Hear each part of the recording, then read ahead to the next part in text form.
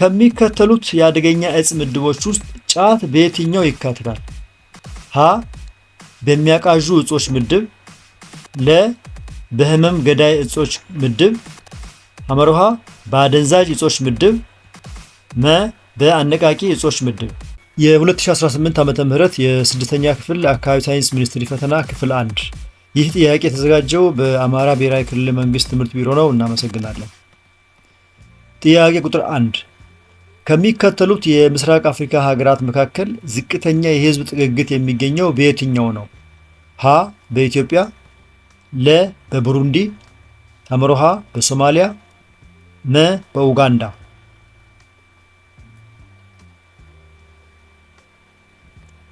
መልሱ በሶማሊያ ነው። የህዝብ ጥግግት ማለት በአንድ ስኩዌር ኪሎ ሜትር ማለትም በቆዳ ስፋት ላይ የሚኖረው አማካኝ የህዝብ ብዛት ነው። ሶማሊያ በአብዛኛው በደረቃማና በበረሃማ የአየር ንብረት የተሸፈነች በመሆኗ ከቀረቡት ሀገራት አንጻር ሲታይ አነስተኛ ህዝብ የሚኖርባት በመሆኑ ዝቅተኛ የህዝብ ጥግግት አላት። ሁለተኛ በሶማሊያ ጠረፋማ አካባቢዎችና በኢትዮጵያ አፋር ክልል የሚበቅሉ የእጽዋት አይነቶች የትኞቹ ናቸው? ሀ የሳር ምድር እጽዋት፣ ለ የበረሃማ አካባቢ እጽዋት፣ ሐመርሃ የከፍተኛ ቦታ እጽዋት፣ መ የረግረጋማ አካባቢ እጽዋት።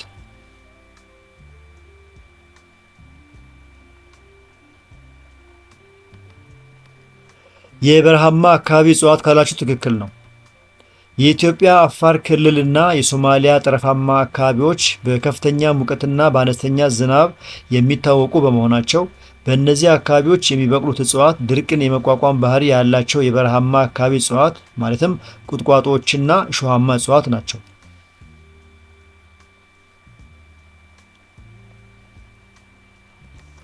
ሶስተኛ ከሚከተሉት ውስጥ የቆለጥ ተግባርን በትክክል የሚገልጸው ሐሳብ የትኛው ነው? ሀ ነባዘሮች የሚመረቱበት መራቦ ክፍል ነው። ለ ነባዘርና ሽንት የሚያልፍበት መራቦ ክፍል ነው። ሐመርሃ እንቁላል የሚያድግበት መራቦ ክፍል ነው። መ የጽንስ እድገት የሚካሄድበት መራቦ ክፍል ነው።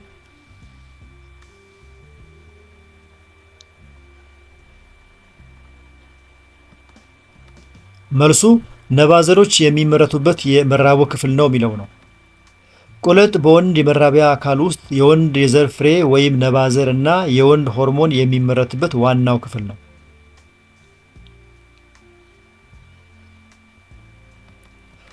ጥያቄ ቁጥር 4 በምስራቅ አፍሪካ ዝቅተኛ የውሃ ሀብት እንክብካቤ መኖርን የሚጠቁም የውሃ ሀብት አጠቃቀም ችግር የትኛው ነው?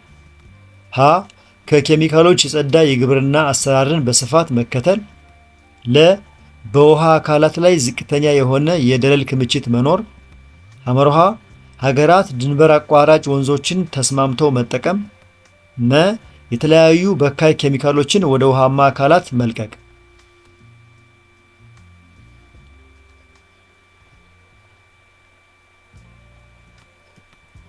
የተለያዩ በካይ ኬሚካሎችን ወደ ውሃማ አካላት መልቀቅ ካላችሁ ትክክል ነው። በካይ ኬሚካሎችን የፋብሪካ ቆሻሻዎችንና ፍሳሾችን ወደ ወንዞችና ሐይቆች መልቀቅ የውሃ አካላትን የሚበክልና ለአካባቢው ስነ ምህዳር ደንታቢስ መሆንን ወይም ዝቅተኛ እንክብካቤ መኖሩን ያሳያል።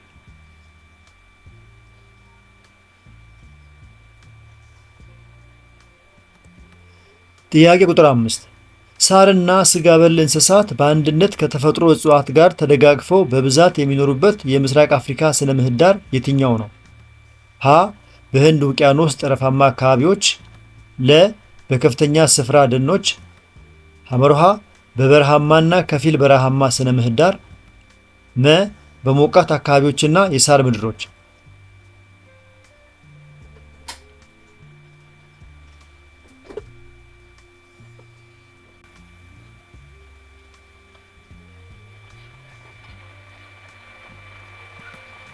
መልሱ በሞቃት አካባቢዎችና የሳር ምድሮች የሚለው ነው። የሳቫና ወይም የሳር ምድር ስነ ምህዳር ሰፋፊ የሳር መሬቶችና ጥቂት ዛፎች ያሉበት ሲሆን ሳር በል እንስሳት ማለትም እንደ ዱር አህያ፣ ሰንጋ እና ስጋ በል እንስሳት ማለትም እንደ አንበሳ፣ ነብር በስፋት ተደጋግፈው የሚኖሩበት ዋነኛ ስፍራ ነው።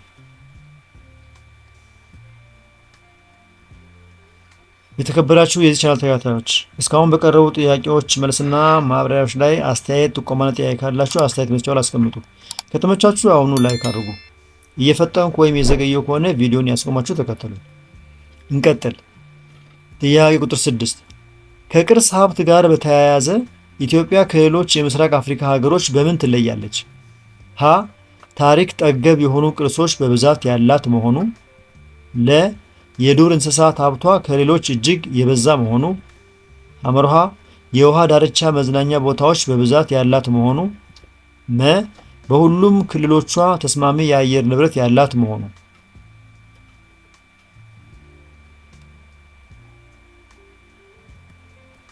መልሱ ታሪክ ጠገብ የሆኑ ቅርሶች በብዛት ያላት መሆኑ የሚለው ነው።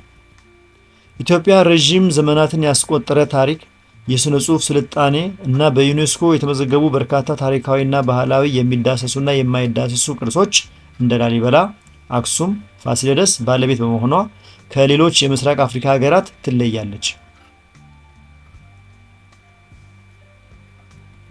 7ኛ ኤችአይቪ ኤድስ በምስራቅ አፍሪካ ሀገራት ማህበራዊና ኢኮኖሚያዊ ሁኔታ ላይ በምን መልኩ ተጽዕኖ ሊያደርስ ይችላል?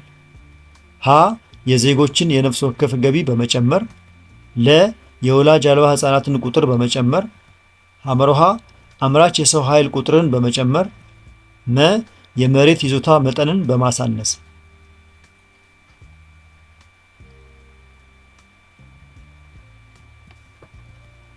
የወላጅ አልባ ህጻናትን ቁጥር በመጨመር ካላችሁ ትክክል ነው። ኤችአይቪ ኤድስ አምራች የሆነውን የወላጅን የማህበረሰብ ክፍል በሞት ስለሚቀጥፍ በርካታ ህጻናት ያለ አሳዳጊ እንዲቀሩና የወላጅ አልባ ህጻናት ቁጥር እንዲጨምር በማድረግ ማህበራዊ ቀውስ ያስከትላል። በጣም ጥሩ። ወደሚቀጥለው ጥያቄ ስንሄድ ጥያቄ ቁጥር 8 ምስራቅ አፍሪካዊቷ ሀገር ኬንያ የምትታወቅባቸው ዋና ዋና ማዕድናት የትኞቹ ናቸው? ሀ መዳብ፣ ወርቅና ፖታሽ፣ ለ ፑሚስ እና ፑሚሳይት፣ ሐመርሃ ፍሎስፓር፣ ሶዳ አሽ እና ካኦሊን፣ መ ቆርቆሮ፣ ታንታለም እና ታንግስተን።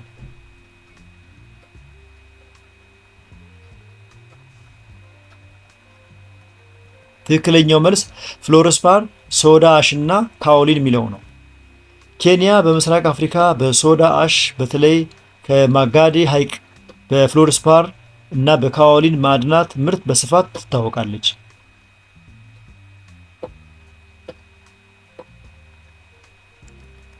9ኛ ከሚከተሉት ውስጥ የድብልቆችን ባህሪ በትክክል የሚያብራራው የትኛው ነው? ሀ ድብልቆች በጥጥር ሁነት ብቻ ይገኛሉ። ለ ድብልቆች ስሪታቸው ተለዋዋጭ ነው። ሐመርሃ ድብልቆችን ወደ ምንዝሮቻቸው መቀልበስ አይቻልም። መ ድብልቆች በአካላዊ ዘዴ ወደ ምንዝሮቻቸው አይለዩም።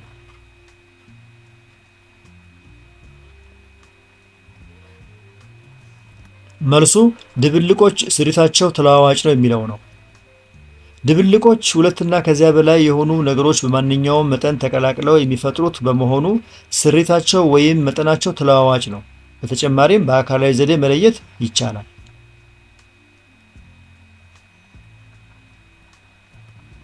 ወደ ክፍል 1 አጋማሽ ደረሰ። የተከበራችሁ የዚህ ቻናል ተከታታዮች እስካሁን በቀረቡ ጥያቄዎች መልስና ማብራሪያዎች ላይ አስተያየት፣ ጥያቄና ጥቆማ ካላችሁ አስተያየት መስጫው ላይ አስቀምጡ። ከተመቻችሁ ላይክ አድርጉ። ሌሎቹ እንዲያገኙት ከፈለጋችሁ ሼር አድርጉላቸው። በዚህ ቻናል ላይ የተለያዩ የስድስተኛ ክፍል የሚኒስትሪና ሞዴል ጥያቄዎች በብዛት ስለሚገኙ እነሱን በቀላሉ ለማግኘት ቻናሉን አሁኑ ሳብስክራይብ አድርጉ። እየፈጠንኩ ወይም የዘገየው ከሆነ ቪዲዮን ያስቆማችሁ ተከተሉ። እንቀጥል። ጥያቄ ቁጥር 10 ከሚከተሉት በጉርምስና ወቅት የሚከሰቱ አካላዊ ለውጦች መካከል በወንዶች ላይ ብቻ የሚታየው የትኛው ነው? ሀ የድምፅ መቅጠንና የጡንቻ መፈርጠም፣ ለ የዳሌ መስፋትና ጡት ማጎጥቆጥ፣ ሐመርሃ የድምፅ መጎርነን እና የትከሻ መስፋት፣ መ በብልትና ብብት አካባቢ ፀጉር ማብቀል።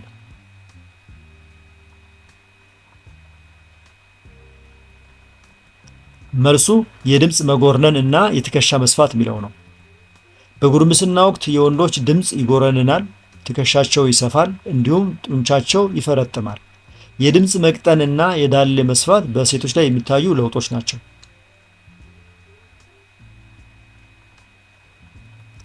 11ኛ ከሚከተሉት ውስጥ የጨው አፈጣጠርን በትክክል የሚገልጸው ሐሳብ የትኛው ነው? ሀ አሲድ ከቤዝ ጋር ሲጸገበር የሚፈጠር ውሁድ ነው። ለ ኦክሳይድ ከውሃ ጋር ሲጸገበር የሚፈጠር ውሁድ ነው። ሐመሮሃ አንድ ቤዝ ከሌላ ቤዝ ጋር ሲጸገበር የሚፈጠር ውሁድ ነው። መ አሲድ ከውሃ ጋር ሲጸገበር የሚፈጠር ውሁድ ነው።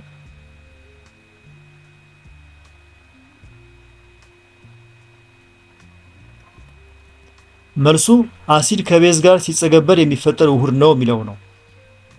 በኬሚስትሪ ሳይንስ አሲድና ቤዝ እርስ በርስ ሲደባለቁ ወይም ሲጸገበሩ ጨውና ውሃ ይፈጥራሉ።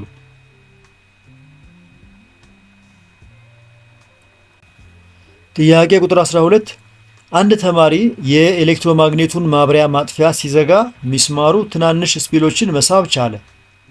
ማብሪያ ማጥፊያው ቢከፈት ከሚከተሉት ውስጥ የትኛው ክስተት ይፈጠራል? ሀ ሚስማሩ ይቀልጣል። ለ ባትሪው የበለጠ ጠንካራ ይሆናል። ሐመሮሃ ሚስማሩ ከበፊቱ በበለጠ ስፒሎችን ይስባል። መ ሚስማሩ ስፒሎችን መሳቡን ያቆማል።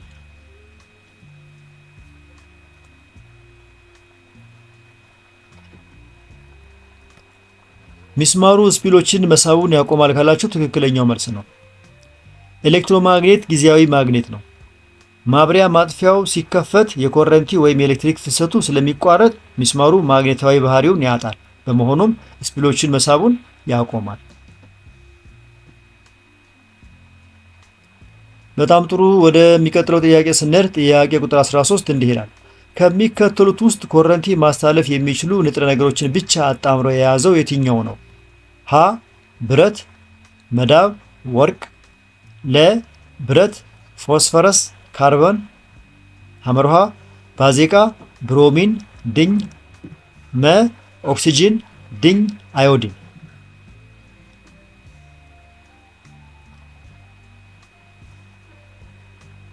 ኮረንቲ ማስተላለፍ የሚችሉ ንጥረ ነገሮችን ብቻ አጣምሮ የያዘው ምድብ ብረት፣ መዳብና ወርቅ የሚለው ነው። ማዕድናት ወይም ብረታ ብረቶች ለምሳሌ ብረት፣ መዳብ እና ወርቅ በውስጣቸው ነፃ ኤሌክትሮኖች ስላሏቸው ኮረንቲ ወይም ኤሌክትሪክ በጥሩ ሁኔታ ያስተላልፋሉ።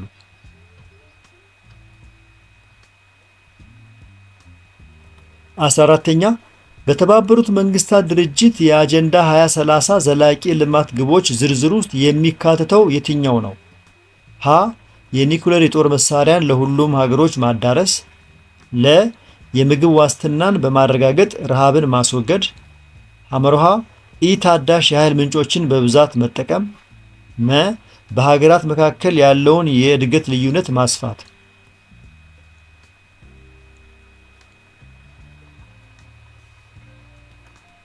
መልሱ የምግብ ዋስትናን በማረጋገጥ ረሃብን ማስወገድ የሚለው ነው። የተባበሩት መንግስታት የዘላቂ ልማት ግቦች አንዱና ዋናው ግብ ወይም የምግብ ዋስትናን ማረጋገጥና ረሃብን ሙሉ በሙሉ ማስወገድ ነው።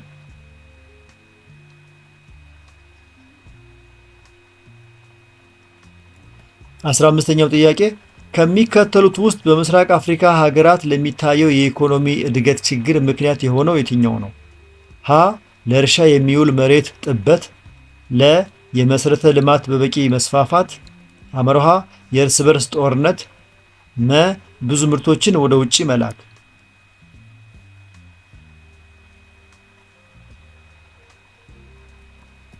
መልሱ የእርስ በርስ ጦርነት ነው።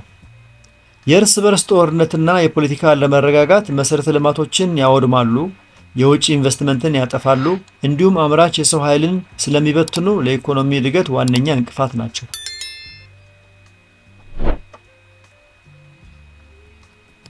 16ኛ አንድ ተማሪ 3 አካላት ሲንቀሳቀሱ አስተዋለ። አንደኛ መኪና በቀጥታ መስመር ላይ ሲጓዝ፣ ሁለተኛ ኳስ ቦታዋን ሳትለቅ ባለችበት ስትሽከረከር፣ ሶስተኛ ዥዋዥዌ ላይ ያለ ልጅ ደጋግሞ ወደ ኋላና ወደፊት ሲንቀሳቀስ። ከሚከተሉት ውስጥ እንቅስቃሴዎቹ በትክክል የተመደቡት በየትኛው ነው? ሀ 1 ሽክርክሪታዊ፣ 2 ቀጤ መስመራዊ፣ 3 ርግብግቢታዊ። ለ 1 ሽክርክሪታዊ፣ 2 ርግብግቢታዊ፣ 3 ቀጤ መስመራዊ። ሐመርሃ 1 ርግብግቢታዊ፣ 2 ሽክርክሪታዊ፣ 3 ቀጤ መስመራዊ። መ 1 ቀጤ መስመራዊ፣ 2 ሽክርክሪታዊ፣ 3 እርግብግቢታዊ።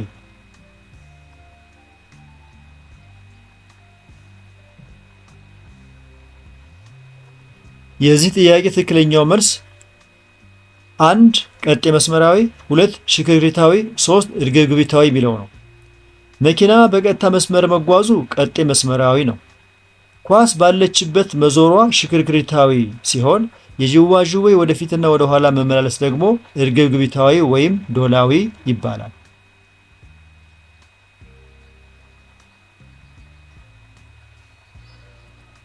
17ኛ የድስትና የመጥበሻ እጀታዎች አብዛኛውን ጊዜ በፕላስቲክ የሚሸፈኑት ለምንድን ነው?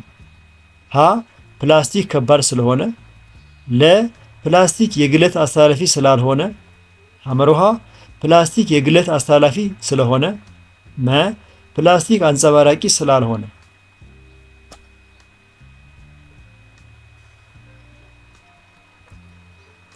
ፕላስቲክ የግለት አስተላላፊ ስላልሆነ ካላችሁ ትክክል ነው። ፕላስቲክ ሙቀት ወይም ግለት የማያስተላልፍ በመሆኑ ድስቱ ሲግል እጃችን እንዳይቃጠል የድስትና መጥበሻ እጀታዎች በፕላስቲክ ይሸፈናሉ።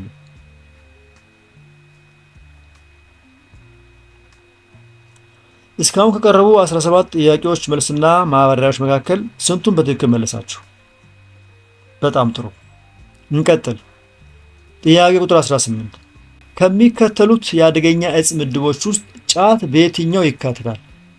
ሀ በሚያቃዡ እጾች ምድብ፣ ለ በህመም ገዳይ እጾች ምድብ፣ ሐመሮሃ በአደንዛዥ እጾች ምድብ፣ መ በአነቃቂ እጾች ምድብ።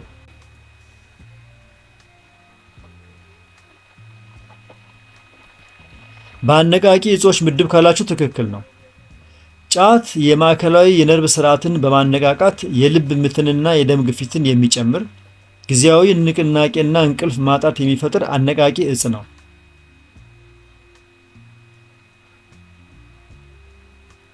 19ኛ ከሚከተሉት ውስጥ የወፍራም አንጀት ጠቀሜታን በትክክል የሚያብራራው የትኛው ነው?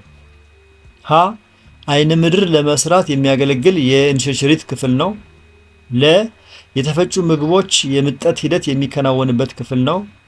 ሐመሮሃ ሃይድሮክሎሪክ አሲድ እና ኢንዛይሞች የሚመረቱበት ክፍል ነው። መ የንጥረ ምግቦች እንሽርሽሪት ሂደት የሚጠናቀቅበት ክፍል ነው።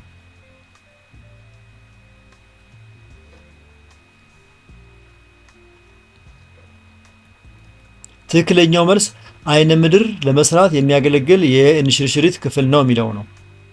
ወፍራም አንጀት ከተፈጨው ምግብ ላይ ውሃና ጨዎችን መጦ በማስቀረት ያልተፈጩትን ተረፈ ምርቶች ወደ አይነ ምድርነት በመቀየር እንዲወገዱ ያዘጋጃል።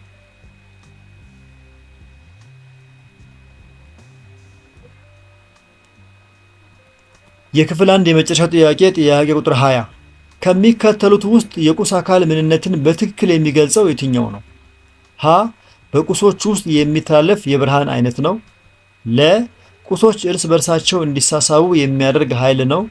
ሐመሮሃ ማንኛውም ቦታ የሚይዝና መጠነቁስ ያለው ነገር ነው። መ ቅንጣቶች ከቦታ ቦታ እንዲንቀሳቀሱ የሚያደርግ ኃይል ነው።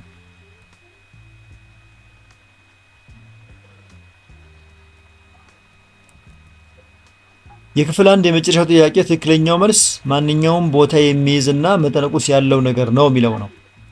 ቁስ አካል ማለት የራሱ የሆነ መጠነቁስ ያለው እና በጠፈር ውስጥ ቦታ መያዝ የሚችል ማንኛውም የሚታይና የማይታይ ነገር ነው። የተከበራችሁ የዚህ ቻናል ተከታታዮች እስካሁን በቀረቡ 20 ጥያቄዎች መልስና ማብራሪያዎች ላይ አስተያየት፣ ጥያቄና ጥቆማ ካላችሁ አስተያየት መስጫው ላይ አስቀምጡ። ከተመቻችሁ አሁኑ ላይክ አድርጉ። ሌሎቹ እንዲያገኙት ከፈለጋችሁ ደግሞ ሼር አድርጉላቸው። በዚህ ቻናል ላይ የተለያዩ የ6ኛ ክፍል የሚኒስትሪና ሞዴል ጥያቄዎች በብዛት ስለሚገኙ እነሱን በቀላሉ ለማግኘት ቻናሉን አሁኑ ሳብስክራይብ አድርጉ። የዚህን ጥያቄ ፒዲኤፍ ከፈለጋችሁ የቴሌግራም ቻናላችን ሃሁ ቲዩብ ጆይን በማድረግ ማግኘት ትችላላችሁ። በክፍል 2 እስከምንገናኝ ድረስ መልካም ጊዜ፣ መልካም እድል።